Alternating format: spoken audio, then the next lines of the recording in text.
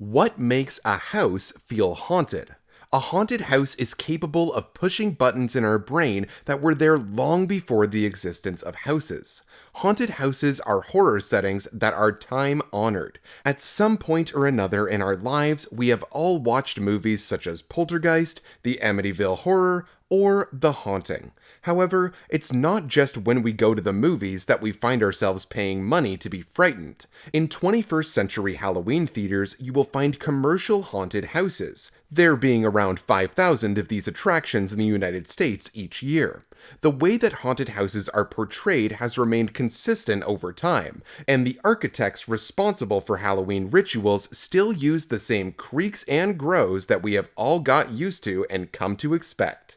From the point of view of a psychologist, the features of standard haunted houses are capable of filling up with dread and fear as the houses trigger our brains to push buttons that were there long before houses were invented. These alarm triggers warn us of danger and encourage us to proceed, but with caution. Haunted houses don't actually frighten us as they pose a threat to us. They give us the creeps because it's not clear whether or not they are actually representative of a threat to us or not. The ambivalence actually leads you wallowing in unease and frozen to the spot. Let's take an example. It would be little short of bizarre if you were to run out of a house screaming if there was nothing inside for you to fear. On the flip side, it could be dangerous to ignore your intuition and simply stay inside. Behind the feeling of being creeped out, there are psychological mechanisms. These mechanisms may be useful if they aid you in maintaining vigilance when there is an uncertain threat. They also keep you in the management of the balance that exists between self-preservation and self-presentation, i.e., ensuring you present yourself in a way that is socially desirable. Large buildings that in history housed large groups of people are very attractive venues for haunted houses. This is especially so if the house once housed a population that is deemed to be troubled, such as a mental institution, an orphanage, or a prison. However, the rest of this article will be devoted to explaining what goes into a single-family, old-fashioned haunted house. Because just as we are able to explain, through psychology, what makes a haunted house scary, it can also provide us with a guide to make one ourselves. For such homes, the building blocks can be sorted into a few different categories. The more categories a home possesses, the more haunted it has the potential to be. What triggers our agent detection mechanisms?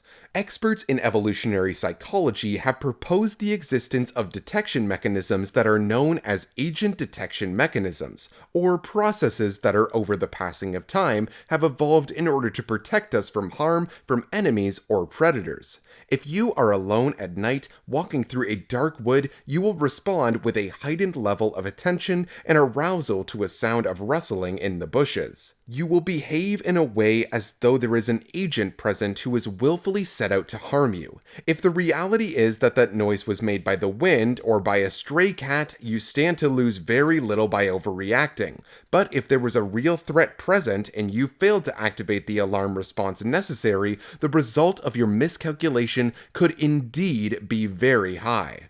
For this reason, the human race has evolved to err on the side of caution, detecting things that could be a threat to us in situations that are ambiguous. In drafty old houses, rattling or creaking or sounds from upstairs can activate hypervigilance for agents present, natural or supernatural.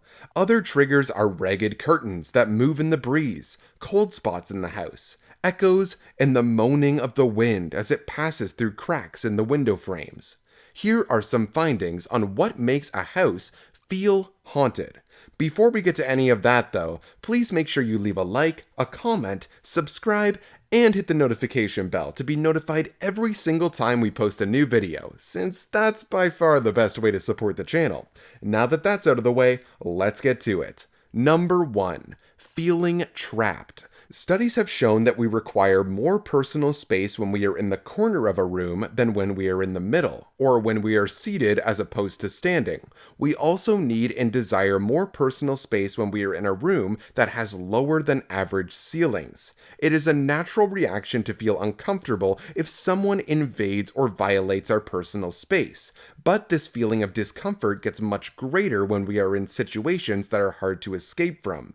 These feelings of discomfort are symptomatic to the fact that we are, albeit subconsciously, looking and scanning what's around us and assessing how we will flee from the situation should we need to.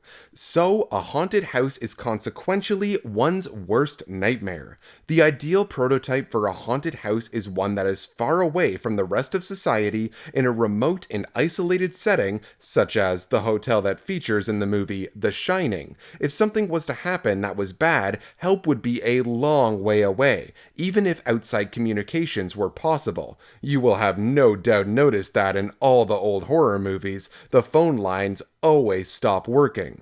Also, the confusing layout of the house, or indeed the darkness of it, will slow us down or cause us to get lost. Escape could be made even more difficult due to fences or hedges to jump over, or stairways that are crumbling away that present us with danger. All of these features are found in haunted houses in Hollywood movies.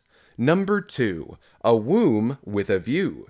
J. Appleton, a well-known British geographer, was the first person to describe features that are crucial in determining if something is frightening or attractive to humans. The more refuge and prospect a place has, the more attracted we are to it, and the more attractive it is. Refuge means that the place has a secure and protected place where a person can hide and be sheltered from danger. Prospect refers to how unobstructed the view of the landscape is. Places that offer us a refuge from danger and a clear view of the landscape are the most attractive to us. Architect Randolph Hester refers to an attractive place as a womb with a view. In the words of J. Appleton, a so-called womb with a view is a place where you can eat without being eaten and see without being seen. Most haunted houses have a very bad combination of refuge and prospect. They are full of creepy crawlies that are out to get us. There is no view of the landscape and nowhere to hide. Such environments are therefore, as confirmed by researchers, both dangerous and unsafe to us. Such places are also lacking in what psychologists refer to as legibility. The ease with which a place can be recognized, recalled, and organized into a pattern is reflected as its legibility. The perfect place with the best legibility is a place where you can wander around without fear of getting lost. So, the typical haunted house is the opposite of this. It is surrounded by overgrown vegetation and is dark and large. It will also comprise lots of secret closets and rooms that will be found under staircases and in the attics or basements. All haunted houses must also have insects, rats, bats, spider webs, and dark and creepy basement and attic rooms. Number 3. The older, the better. Typically, haunted houses have legends associated with them. An accident, death, suicide, or murder will typically have happened within the walls. The older a building, the more likely we are as human beings to perceive it as being haunted, as more time has passed when tragic events may have taken place. The ambience of a great age of prosperity can be further reinforced by stimuli such as old portraits, Gothic architecture, and moldy interiors, and old wooden walls. If the house is no longer occupied, signs of time having been frozen and life having been suddenly interrupted add even further to the fear factor. Clothing laid out on a bed, or a half-eaten dinner are two prime examples of how it can be made to be seen that the occupants of the house suddenly vanished without warnings. These things are also creating frightening ambiguity. We are left to wonder what happened, and why the occupants departed in such a hurry. If the house is near to, or has been built on top of a cemetery, more bonus points can be awarded here. Ultimately, in order for a house to be perceived as haunted, the house needs to not only contain all the necessary physical features, it also depends on the expectation of the people who explore the house.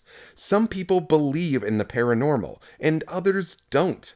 Those that believe in paranormal activity are more likely to expect creepy things to happen, their cognitive process engaging fear that is absent in those that are firm believers that ghosts don't exist. When someone believes in the paranormal, simply entering uncertain circumstances can lead to what can only be described as a chilling experience.